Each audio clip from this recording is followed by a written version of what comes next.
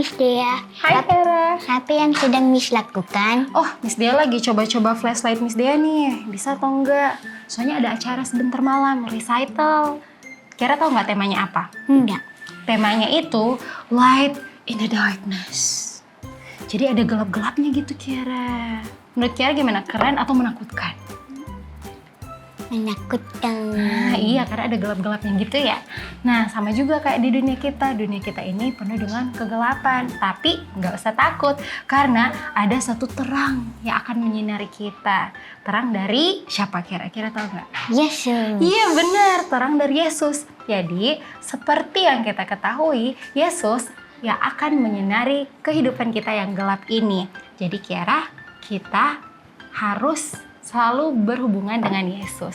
Jangan lupa nonton sebentar recitalnya, tapi sebelum recitalnya kita harus nonton dulu episode Mesbah Cilik tentang terang Yesus yang harus kita pancarkan ke seluruh dunia. Jadi, mari kita sama-sama saksikan Mesbah Cilik.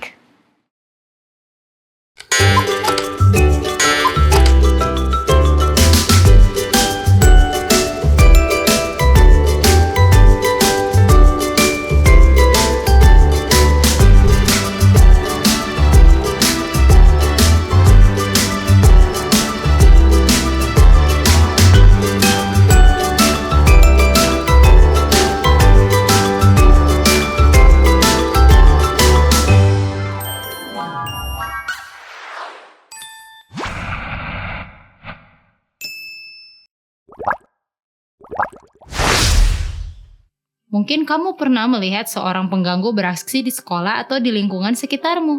Mungkin kamu pernah diganggu. Pengganggu mencoba membuat orang lain merasa takut. Saul dalam Alkitab adalah seorang pengganggu.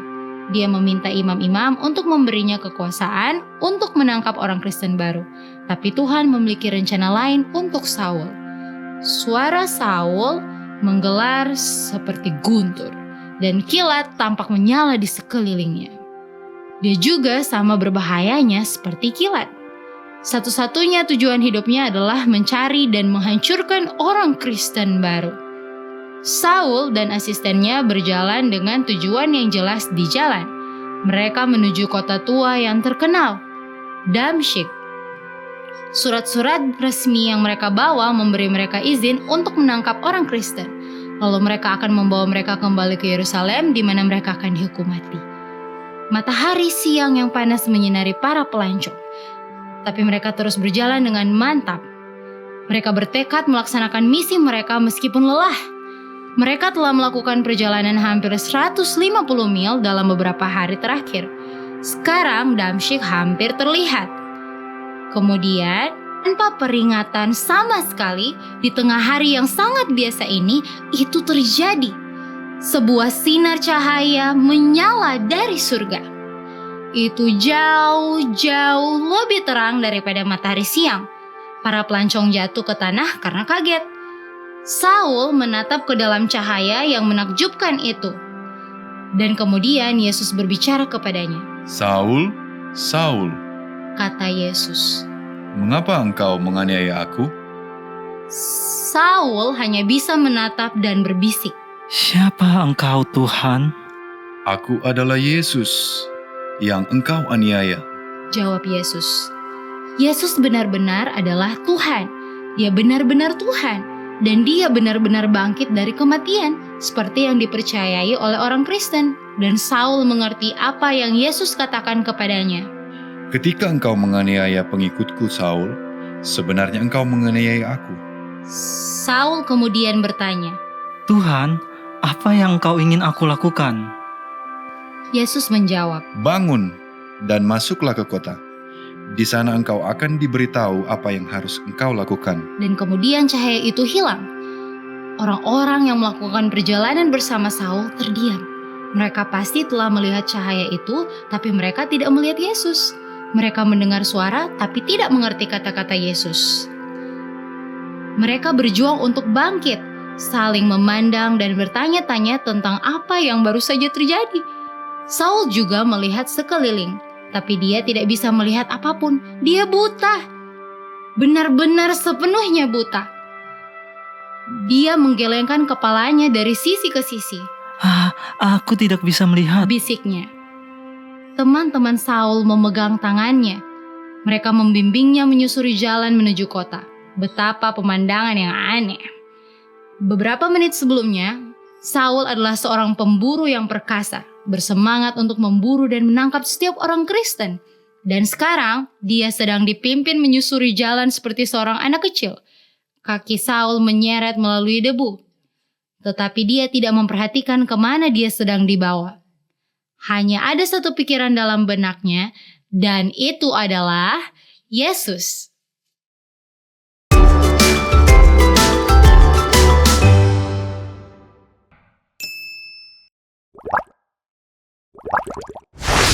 Hai Sobat Cilik di rumah, kali ini Miss Feby dengan Airin. Kali ini kita akan membahas mengenai suatu hal yang sangat penting dalam kehidupan kita. Miss mau tanya nih sama Airin, kamu pernah nggak ya bete atau kesel sama someone gitu? Pernah. Teman di kelas kamu pernah? Pernah. Nah, Miss juga pernah merasa kesel sama orang lain. Kalau kesel, apa ya yang kita lakuin? Menurut kamu gimana? Menurut aku kita berdoa dan meminta Tuhan agar kita bisa lebih sabar. Wow, bagus banget ya jawabannya teman-teman. Kali ini kita akan membuat suatu activity yang namanya adalah botol perasaan. Nah, kali ini kita akan menyiapkan alat dan bahan. Teman-teman yang cilik di rumah juga menyiapkan alat dan bahan bersama dengan kita. Ada pewarna makanan, nih. Lalu ada apa ini? Ada cup plastik, disediakan ada 4, lalu ada air, setelah itu ada balon dan sedotan untuk di sini. Setelah itu nanti ada pisau untuk membolongi botol kita ini. Nah, Miss boleh minta tolong pertama-tama kita menyediakan 1 cup air di sini, bening. Setelah itu Miss mau minta tolong sama kamu untuk bolongin, boleh? Boleh? Nih, ada di sini. Oke, thank you Irene for helping. Nah, di sini kita akan membagi menjadi 3 bagian. Boleh bantu ya? Miss tuang airnya, kamu bantu menuangkan air pewarna makanannya.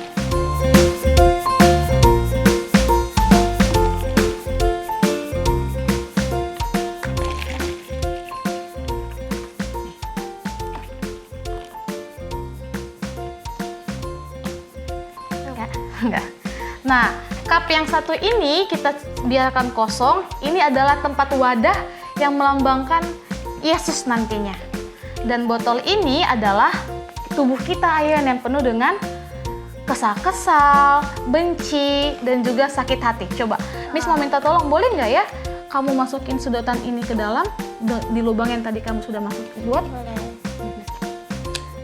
Nah, saat ini kita mau masukin. Ini adalah gambaran rasa sakit hati, benci, dendam yang pernah kita lakukan sama teman-teman kita nih. Mau di sekolah, di rumah, atau sama siapapun. Boleh bantu tuang? Oke.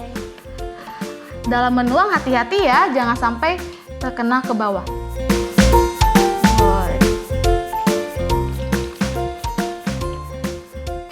Kita lihat, kita gabungkan beberapa warna akan jadi apa ya? Ini adalah rasa benci tadi yang sudah dituangkan. Lalu kita masukin dendam atau emosi warna merah di sini. Kesal, benci. Lalu satu lagi kita masukin hati dengan teman-teman kita. Ketika mereka bisa melakukan segala sesuatu, tapi kita tidak bisa, pasti kita merasakan kesal. Coba kamu lihat, dia jadi warna apa ya? Hitam. Jadi hitam. Bagus gak ya jadinya warnanya? Enggak. Enggak. Nah, kali ini kita mau menuangkan, memberitahu kepada Yesus semua rasa kesal kita, benci kita sharing kepada Tuhan Yesus supaya Yesus mampu menguatkan kita. Nah, balon ini adalah melambangkan Roh Kudus. Coba kamu tiup. Roh Kudus, ketika kita berdoa sama Tuhan melalui Roh Kudus, Tuhan akan bantu kita untuk mengeluarkan rasa benci ini dalam diri kita. Oke, boleh. Kamu masukin ke dalam. Hati-hati, jangan sampai botolnya jatuh. Oke, boleh dilepas? kita akan lihat apa yang akan terjadi. Nah, ini adalah bagaimana ketika kita berdoa, datang kepada Tuhan Yesus. Tuhan Yesus bantu kita ya untuk menghapuskan semua rasa benci, dendam yang ada dalam hati kita kepada teman-teman kita. Nah, teman-teman, kalau sudah habis, kita tiup lagi balonnya sampai semua isinya keluar.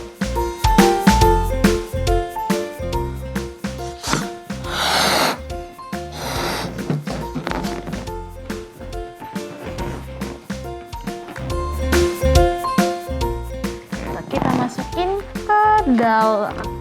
Oke. Tuhan Yesus, aku ingat gak waktu Yesus di kayu salib, dia mendoakan orang yang menyalibkan dia dan meminta untuk mengampuni mereka. Nah, begitu juga dengan kita. Ketika kita benci, sakit hati sama orang sekeliling kita berdoa sama Tuhan supaya kita minta bantuan Tuhan untuk bisa mengampuni orang yang ada di sekeliling kita. Kalau kita mengampuni, hidup kita bagaimana ya kalau kita saling mengampuni? Akan lebih tenang. Akan lebih banyak teman.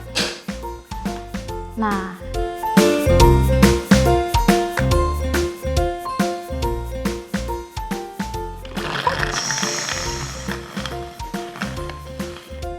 botol ini adalah diri kita. Ketika kita datang kepada Tuhan, kita minta Tuhan kita mengajari kita untuk mengampuni, kita akan jadi bersih kembali. Menurut kamu, pelajaran apa ya yang kita dapat dari aktivitas kali ini? Menurut aku, kita harus meminta pertolongan Tuhan agar kita bisa mengampuni satu sama lain. Nah, betul sekali. Jadi, ketika kita datang kepada Tuhan, kita minta bantuan Tuhan untuk mengampuni orang yang di sekeliling kita, maka Tuhan akan membantu kita untuk mengampuni mereka. Maka, rasa benci tadi, dengki, dan iri hati akan hilang dalam hati kita, dan kita menjadi bersih kembali seperti semula. Jadi, pelajaran kali ini teman-teman yang di rumah jangan lupa untuk minta bantuan Tuhan untuk saling mengampuni orang yang di sekeliling kita. Bagaimana Aileen? Apakah kamu senang? Senang. Nah, sampai sini pertemuan kita kali ini. Terima kasih, Miss Feby dan Aileen. Pamit. Bye-bye.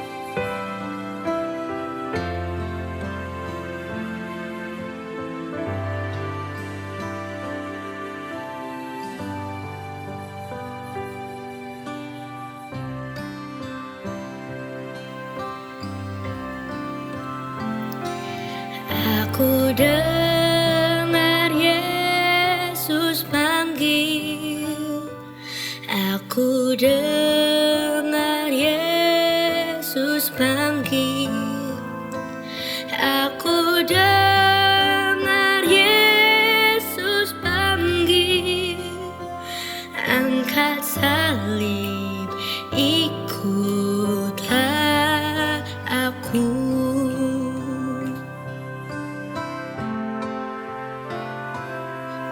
Meskipun jalanku sukar, meskipun jalanku sukar, meskipun jalanku sukar, aku ikut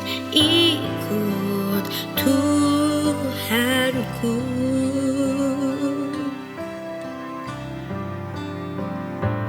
Yesus Tuhan pimpinku, Yesus Tuhan pemimpinku, Yesus Tuhan pemimpinku, aku ikut Tuhanku.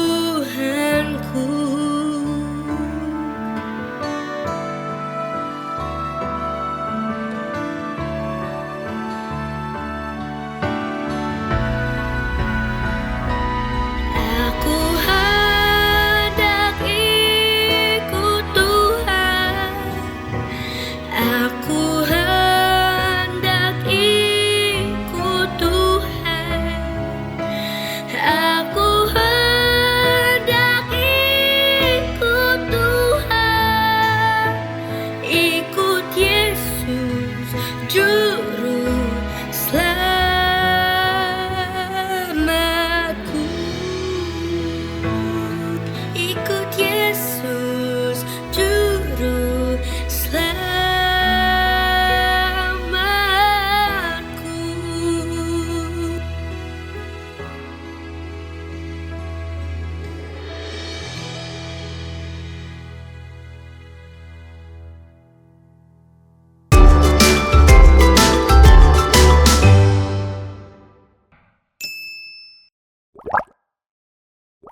Teman-teman, sudah berolahraga belum hari ini? Berolahraga itu bisa membuat tubuh kita lebih kuat dan sehat. Selain itu, berolahraga juga bisa membuat kita merasa lebih bahagia karena tubuh kita melepaskan hormon yang membuat kita merasa senang. Hebat kan? Berolahraga juga bisa memberikan kita lebih banyak energi untuk melakukan berbagai kegiatan. Teman-teman, hari ini kita sudah mendengarkan cerita tentang Saulus. Kalian tahu siapa Saulus? Dia adalah orang yang dulu memusuhi pengikut Yesus, tetapi kemudian bertobat menjadi rasul yang bernama Paulus. Bagaimanakah pertobatan Saulus bisa mengajarkan kita sesuatu? Pertobatan Saulus mengajarkan kita bahwa tidak peduli seberapa besar kesalahan yang kita buat, Tuhan selalu memberi kita kesempatan untuk berubah dan menjadi lebih baik. Seperti Saulus yang buta karena cahaya, kita juga bisa merasa buta atau bingung ketika kita melakukan kesalahan. Tetapi dengan bertobat dan meminta maaf kepada Tuhan, kita bisa mendapatkan cahaya yang benar untuk hidup kita. Dan seperti berolahraga yang membuat kita merasa lebih baik dan lebih energik, bertobat dan memperbaiki kesalahan kita juga bisa membuat hati kita lebih senang dan ringan juga bahagia. Sangat menginspirasi ya. Kalau sebelumnya kita masih malas melakukan gerak badan, sekaranglah waktunya untuk bertobat. Kalau bukan sekarang, kapan lagi? Berikut ini beberapa tips agar kita tetap energik dan sehat. 1. Berolahraga secara teratur, yaitu lakukanlah aktivitas fisik yang kamu sukai, seperti berlari, bersepeda, atau bermain di taman. Ini akan membuat tubuh kita lebih kuat dan penuh energi. 2. Makan makanan yang sehat. Pastikan kita makan sayuran, buah-buahan, dan makanan bergizi lainnya. Ini memberikan kita energi yang kita butuhkan sepanjang hari. 3. Minum banyak air. Air penting untuk menjaga tubuh kita agar tetap terhidrasi dan berfungsi dengan baik. 4. Cukup tidur. Tidur yang cukup membantu tubuh kita pulih dan siap untuk aktivitas esok hari. Dan yang terakhir, berdoa dan bersyukur. Jangan lupa untuk selalu berdoa dan bersyukur kepada Tuhan atas segala berkat yang kita terima. Ini membuat hati kita lebih tenang dan bahagia. Jadi teman-teman, mari kita selalu ingat untuk bertobat dan meminta maaf jika kita melakukan kesalahan, serta menjaga kesehatan agar kita bisa lebih baik lagi. Dengan apa? Dengan berolahraga dan melakukan hal-hal baik. Dengan begitu, kita bisa merasa lebih bahagia dan penuh energi setiap hari. Sekian tips kesehatan hari ini. Sampai ketemu lagi, Sobat Mesbah Cilik.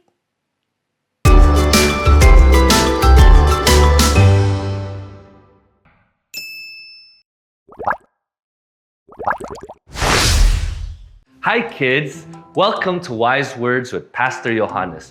Today, I'm going to give you a very special word. It is called repentance. Repentance means feeling sorry for the things we've done and deciding to turn back to God. Let's spell repentance together. Repentance is spelled R-E-P-E-N-T-A-N-C-E.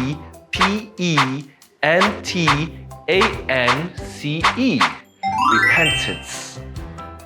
let's go through a story in the Bible of someone who was repentant. Jesus had told a story about a young man who took his father's money and spent it all. He ended up with nothing and felt sorry for what he had done. He decided to go back home and ask his father for forgiveness. When he returned, his father welcomed him with open arms. And this story shows us how much God loves us when we repent. He's willing to hug us with open arms. Don't you just love hugs? Anyways, repentance is important because God wants us to go back to Him. Jesus died on the cross to repent for us. I want us to do an activity together. Let's draw a picture of something that we've done wrong and then draw a big heart over it to show that God forgives us when we repent.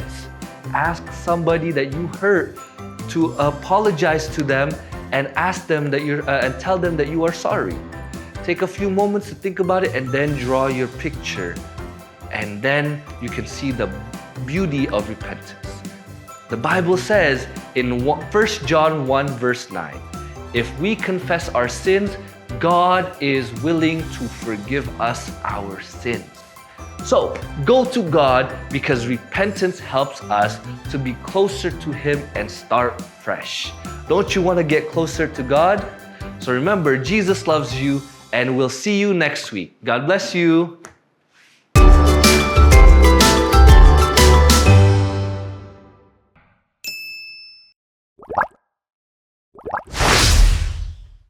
Kina, menurut kamu, kenapa sih Tuhan Yesus mati di kayu salib? Karena Dia untuk mengambil dosa-dosa kami yang telah kami buat. Karena Tuhan ingin mengampuni dosa-dosa kami semua. Tuhan Yesus mati untuk kita karena untuk mengampuni semua dosa-dosanya kami. Tuhan Yesus mati di kayu salib untuk mengampuni dosa kita semua. Kamu pernah nggak melakukan hal yang kamu tahu salah tapi masih diulang sampai sekarang? Pernah, Miss. Aku berbohong kepada orang tuaku. Kenapa kamu masih lakukan? Karena aku takut jika dimarahi oleh orang tuaku. Itu aku pernah makan di sekolah, makan daging. Karena enak. Pernah, Miss, aku waktu itu pas aku lagi batuk, aku makan permen. Karena itu enak. Bermain game di malam-malam diem tanpa ketahuan ibuku. Kenapa kamu lakukan terus? Soalnya seru. Ada nggak yang kamu tahu teman berbuat salah kepada Aini terus masih diulangi sampai sekarang? Pernah ada Cio mengajak aku sampai aku nangis. Perasaan Aini saat itu bagaimana? Sedih. Ada Jordan. Nah, dia pernah sliding aku dan dia tidak minta maaf. Perasaanku pas itu terasa tersakiti. Ada, Miss, mereka menghinaku sampai aku menangis. Perasaan saya waktu itu sedih. Kamu ada nggak teman yang berbuat salah sama kamu, dia minta maaf tapi dia ulangi lagi? Tidak, Miss. Menurut kamu, Tuhan akan mengampuni dosa kamu nggak? Iya, Miss. Karena Tuhan menyayangi kita semua. Iya. Iya. Tuhan selalu mengampuni kita punya dosa. Karena Dia mensayangi kita semua walaupun kita berbeda-beda. Kamu tahu nggak arti bertobat itu apa? Ngerti. Bertobat adalah untuk selesai sebuah masalah yang kamu lakukan berulang-ulang dan diamkan saja. Bertobat itu adalah kita harus meminta kepada Tuhan pengampunan dosa kita. Bertobat adalah meminta maaf lalu tidak mengulanginya lagi. Ini kan nggak arti bertobat itu apa? Enggak. Aku nggak tahu tobat itu apa. Aku sering mendengar di church, tapi aku nggak tahu artinya apa. Thank you, Aini.